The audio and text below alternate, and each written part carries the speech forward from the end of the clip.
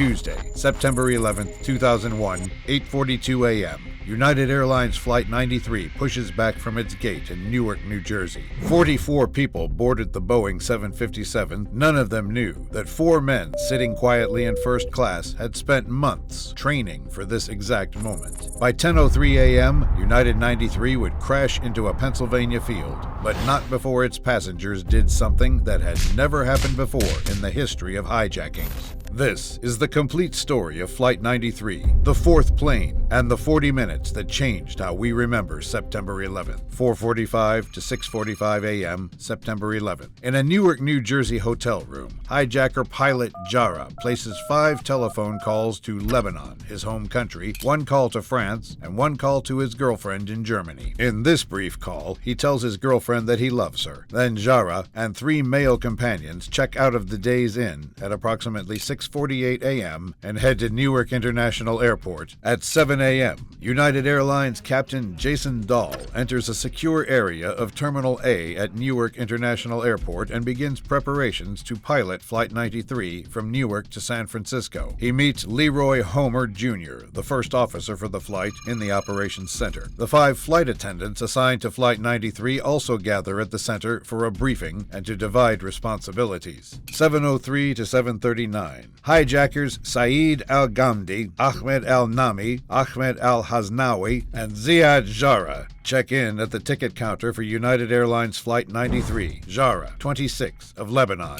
has been in the United States off and on since June 2000. He earned his private pilot certificate from the Federal Aviation Administration at the Florida Flight Training Center in November 2000. The other 3 hijackers, citizens of Saudi Arabia, range in age between 20 and 25 years old. They entered the United States during May and June 2001. The 4 men passed through the security checkpoint without incident. Only one of the 4, Ahmed Al-Haznawi, is selected for enhanced screening. As a precaution, his bag is held off the plane until he boards. At 7:20, Flight 93 begins boarding at Gate 17. The plane is a Boeing 757-200, capable of seating 182 persons, but is only 20% filled for the early morning trip to San Francisco. The plane has a single center aisle. It is loaded with 48,700 pounds of fuel for the non-stop cross-country trip. The flight is scheduled to depart the gate at 8 a.m. and is expected to land in San Francisco at 11:14 a.m. Pacific Time. The passengers who board Flight 93 range in age from 20 to 79. They are college students, retirees, businessmen and women. 10 passengers, including the 4 hijackers, are seated in first class. The remaining 27 passengers have seats in the coach section.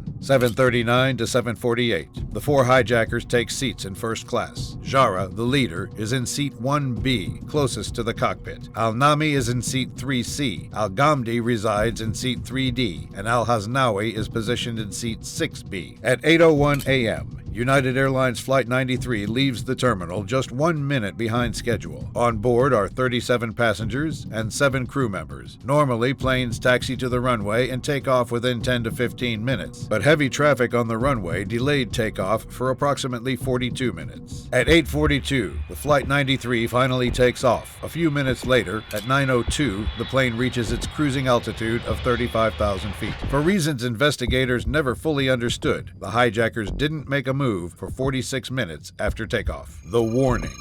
At 9:19 a.m., United Flight dispatcher Ed Ballinger, aware that 2 hijacked airliners have crashed into the World Trade Center, takes the initiative to begin transmitting text warnings to the 16 flights he is handling. Beware any cockpit intrusion. 2 aircraft in New York hit Trade Center buildings. The message is relayed to the 16 aircrafts over the next several minutes. At 9:21 a.m., Flight 93 Captain Jason Dahl, not yet in receipt of the warning, sends a routine text message to United Airlines dispatcher Ed Ballinger. Good morning. Nice climb out of EWR. At 9:22, United Airlines sends a text message to First Officer Leroy Homer at the request of his wife, who is concerned about him after learning about the attacks on the World Trade Center. With multiple hijackings unfolding across the country, United Airlines dispatcher Ed Ballinger sends a text message message warning at 9:24 to pilot Jason Dahl. Beware any cockpit intrusion. 2 AC aircraft hit World Trade Center. At 9:26, Captain Jason Dahl responded to Ballinger. Ed, confirm latest message, please. Jason. He sounded puzzled. At 9:27, the flight crew made one last routine radio call to air traffic control. 60 seconds later, everything fell apart. The cockpit falls. The hijackers struck at 9:28 a.m. By this point, the North Tower had been burning for 42 minutes, the South Tower for 25 minutes, and Flight 77 was 9 minutes from hitting the Pentagon. The plane suddenly dropped 685 feet in 30 seconds. Air traffic controllers in Cleveland start hearing sounds over the radio. Someone shouting, "Somebody call Cleveland!" A controller responded. 35 seconds later, another transmission, a man's voice. "Mayday, mayday, get out of here! We're all gonna die here!" Melody Homer and Sandy Dahl, the pilot's widows, later listened to the recording. Melody identified her husband's voice. First Officer Leroy Homer shouting the mayday. He was fighting. The pilots knew what was happening. They'd received the warnings. They knew about the World Trade Center. When the hijackers burst into the cockpit, the pilots keyed the microphone so controllers on the ground could hear the struggle. It was a warning, a distress call, a final message.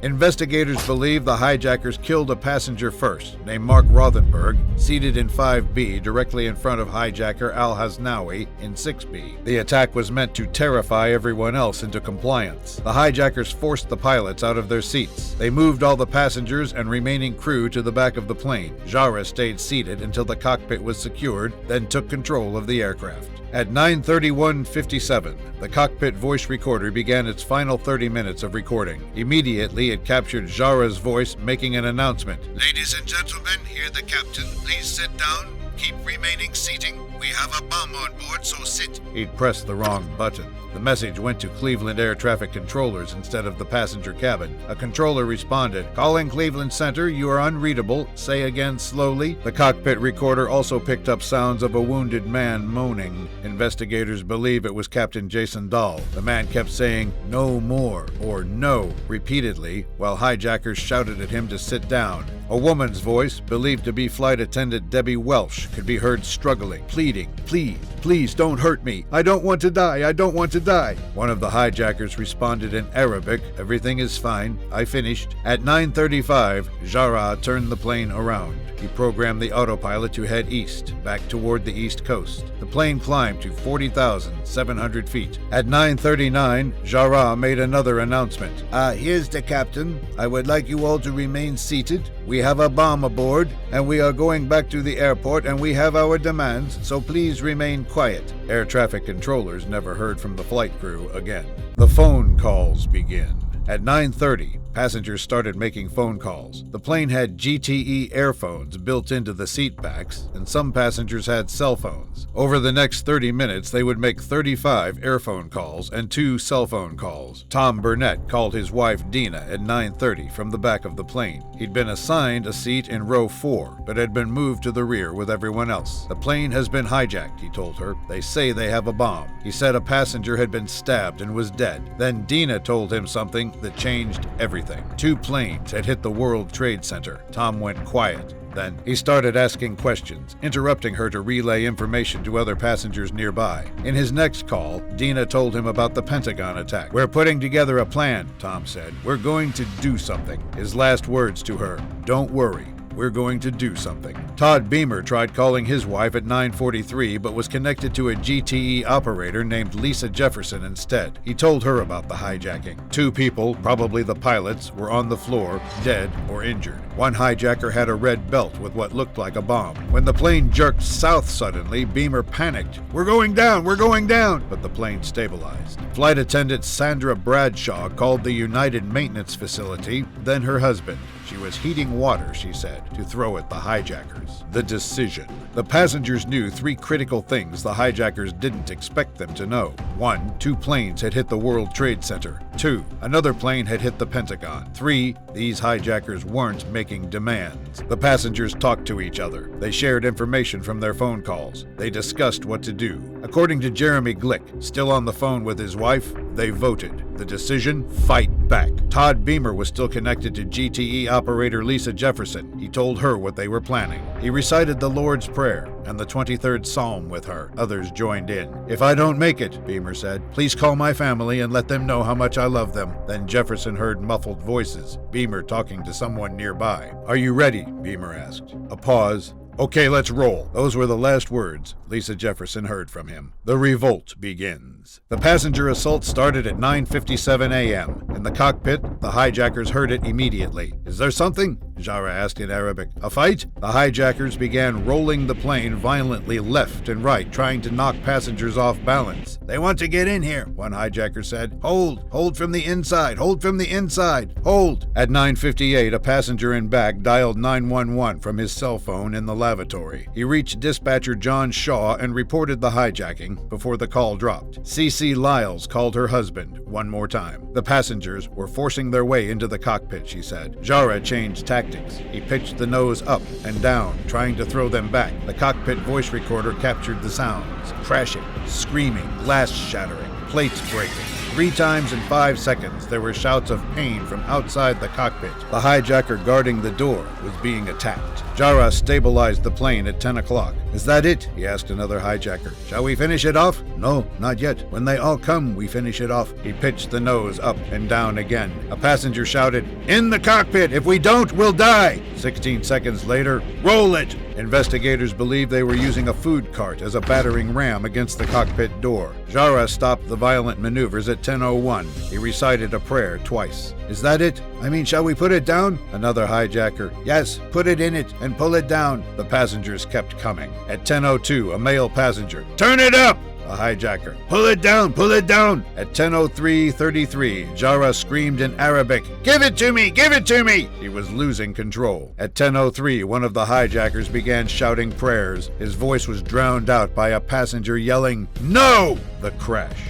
At 10:03:11, Flight 93 nosedived into an empty field near Shanksville, Pennsylvania. The plane was traveling at 563 miles per hour. It hit the ground at a 40-degree angle upside down. The impact created a crater 8 to 10 feet deep and 30 to 50 feet wide. The Boeing 757 disintegrated on contact. Debris scattered across 163 acres of woodland. The cockpit voice recorder stopped at 10:03:09. Everyone on board died instantly from blunt force trauma. The flight was 20 minutes away from Washington, D.C. The intended target was the United States Capitol. Khalid Sheikh Mohammed, the mastermind of the September 11 attacks, later confirmed it. If Flight 93 had reached Washington, the passengers on board would have died anyway, but so would countless others. The Capitol had been evacuated at 9:45. 28 minutes before the crash, but the symbolism would have been devastating. Instead, Flight 93 crashed into an empty field because 40 people refused to let it happen. 2 F-16 fighter jets were scrambled to intercept Flight 93, but they were 35 minutes too late. The pilots had orders to ram the plane if necessary. They didn't have time to arm their jets with missiles. They never reached it. The memory. Todd Beamer's final words, "Let's roll," became a national rallying cry. The passengers and crew of Flight 93 were awarded the Congressional Gold Medal in 2014. The medal reads, "A common field, one day, a field of honor forever." A national memorial was built at the crash site because on September 11th, 2001, 44 people boarded a plane thinking they were going to California. 4 of them were terrorists with a mission. 40 were ordinary people who found themselves in an impossible situation. And when they learned the truth, when they understood that their plane was a weapon aimed at the heart of American democracy, they fought back. Flight 93 never reached its target because of what happened in those final 40 minutes. Not because of fighter jets, not because of military intervention, not because the hijackers changed their minds, but because 40 people decided they weren't going to let it happen.